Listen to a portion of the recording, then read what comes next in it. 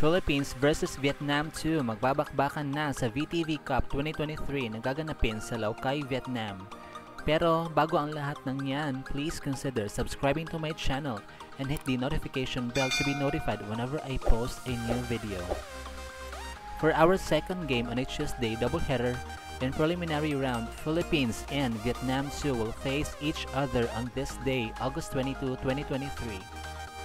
These two teams ay mataas ang energy dahil pareho silang nanggaling sa malalaking panalo sapagkat na-sweep lamang nila ang kanilang mga nakalaban kahapon.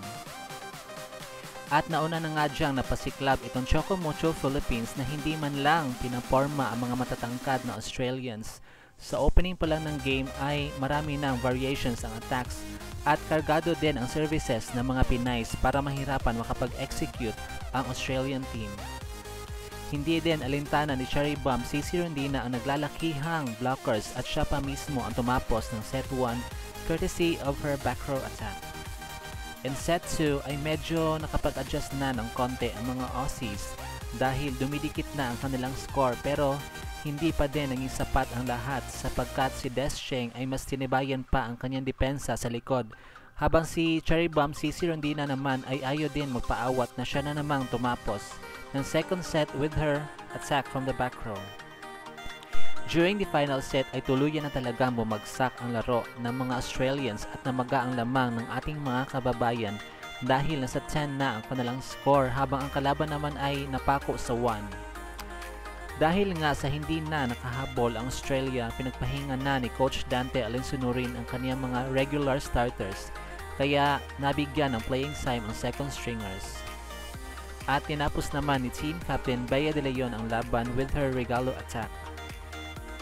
It's safe to say that Team Philippines dominated this match na natapos na lang ng ganon-ganon 15-25, 23-25 and 10-25 in favor of the Flying Titans.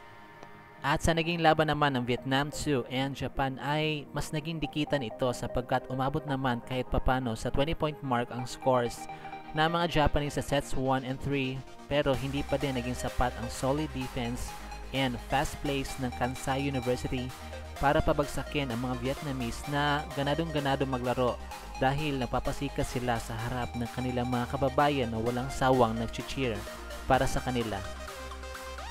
That's why the match ended in straight sets 25-23, 25-19, and 25-21 in favor of the Vietnamese squad. Sino nga kaya ang mananaig sa salpukan na ito? Will it be Vietnam 2 na undefeated pa sa liga na naka 3-game winning streak na at idagdag mo pa ang kanilang home court advantage? Or dudumihan ng ating mga kababayan ang standing ng host country at patutunayang hindi sa lahat ng pagkakataon effective ang home court advantage? Pakatutukan ang kanilang pukpukan mamaya na po yan around 6 PM. At dito na nga po nagtatapos ang ating video. Thank you so much for watching. Huwag niyo po kalimutan mag-subscribe sa aking channel para updated ka sa mga recent happenings regarding the international stint of Choco Mucho Flying Titans. Bye!